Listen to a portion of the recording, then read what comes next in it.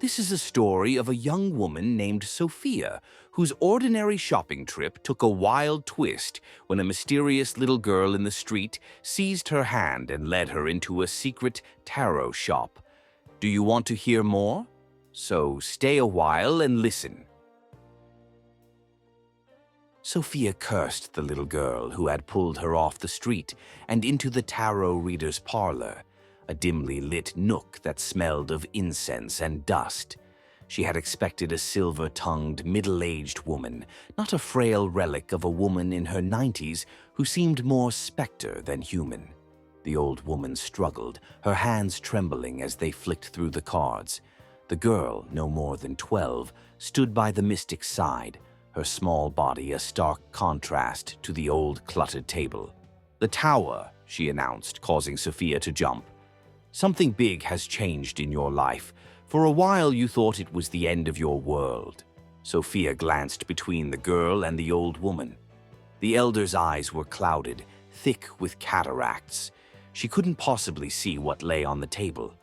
The girl spoke as if the woman had thrown words in her direction, a ventriloquist's puppet with strings pulled tight. "I lost my job," Sophia said, the words spilling out almost absent-mindedly. The room was silent, as if nobody cared whether they were right or wrong. Perhaps she was just supposed to listen.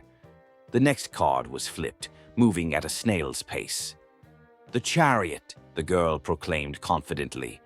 "You have fought to reclaim control. Your goals are within your reach." Sophia gasped, feeling a tingle of excitement. "I did apply for several jobs and even decided to go back to college part-time." A strange warmth bubbled within her, unexpected and unfamiliar. She didn't believe in this nonsense, yet the weight of the little girl's words was oddly liberating. The old woman seemed to sense the shift. She shuffled the last card deliberately. "The star," the girl announced, her voice almost shaking with emotion. "Rejuvenation and rebirth." The atmosphere shifted, an electric charge coursing through the air, and the old woman shuddered. "What does that mean?" Sophia asked suddenly, confusion rising like bile.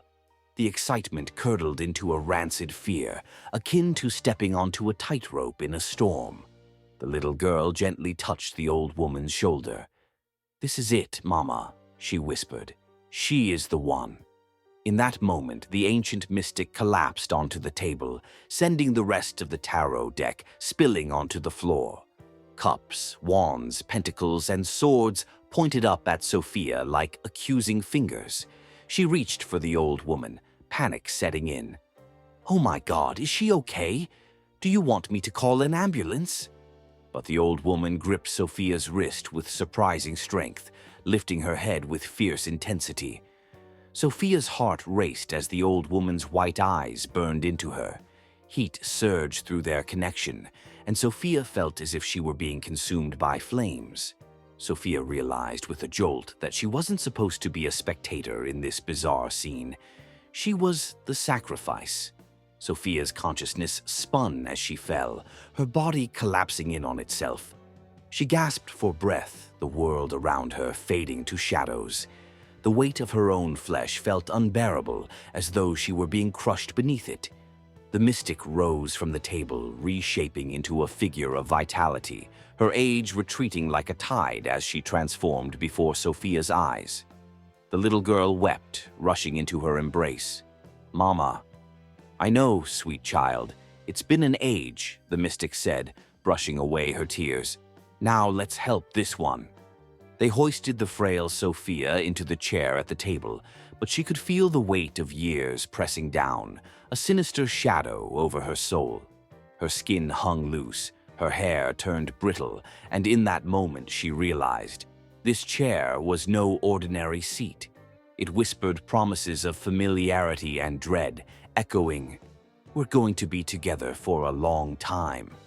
"I'm sorry, but this place is yours now," the old woman said, her voice smooth but laced with something chilling.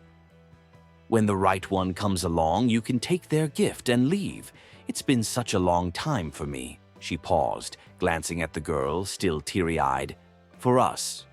Each time I thought we'd found the one, I was wrong. Then there you were, walking down the street, unaware of how special you are. Thank you for freeing me. What have you done to me?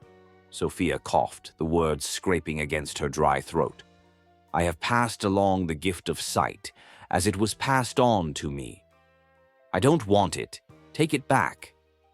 We have to leave now, the woman said, and nodded to her daughter. The child hugged Sophia and the pair left. The tiny fortune-teller store filled with cold was suddenly dead quiet again.